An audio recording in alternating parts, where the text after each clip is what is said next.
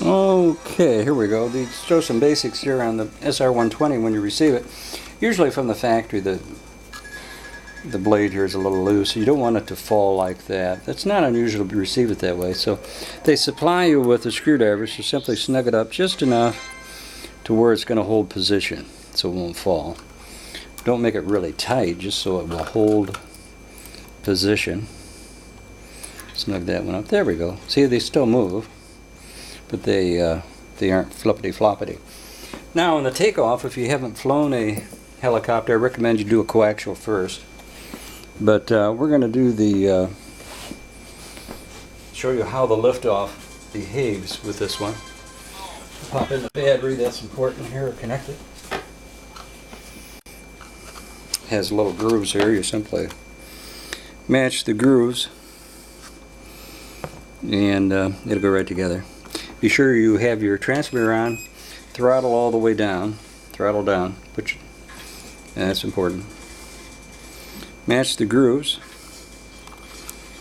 and have it so nothing's touching in the gear, of course. Now when it takes off, usually it will lean because of the torque of the engine. There, it's bound. Usually they're bound right from the factory. We have movement. When it takes off, it's going to lean to the left. So what you'll do is give it a little bit of right stick as she comes off the ground. Here's her throttle. You go very smooth and easy in the throttle. Now I'm giving it some, whoa, not a smooth takeoff at all. Let's try that again.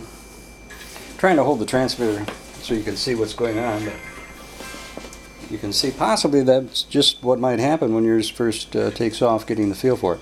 Here's our throttle. We go real easy. It's going to lean to the left. See how it goes left? And then this pivots it. Back and forth here will pivot. So we got to turn it around here. Okay, it's a little tail buzzy. Now we're going to give it a little bit of right stick. And there she goes. It's kind of hard to hold the transmitter this way so you can see what's going on. Now I'm going to take the transmitter away so I can concentrate on my flight for you. But just to give you an idea of the stick movement, it's really not that difficult to fly. See, once it's on there, it's very, very, very solid. But you'll have to give it a little bit of the right here. They are pretty well factory set, at least this one was as received. Once you do get the feel for it, I'd recommend you fly it outside. But it does hold its own position quite well, so you can actually turn it. Look how it holds its position.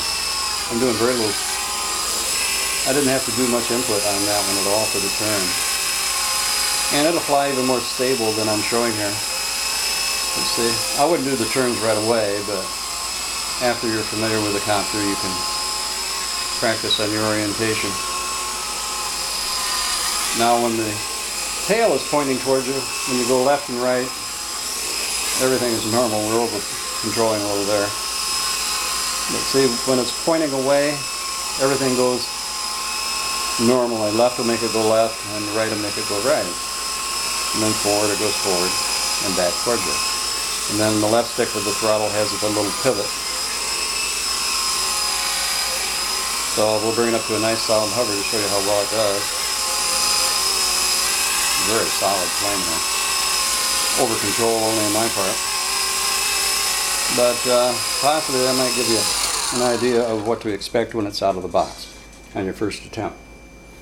So there you go. But do the coaxial first. It's a lot easier to fly. This one though is very indeed a nice indoor flyer.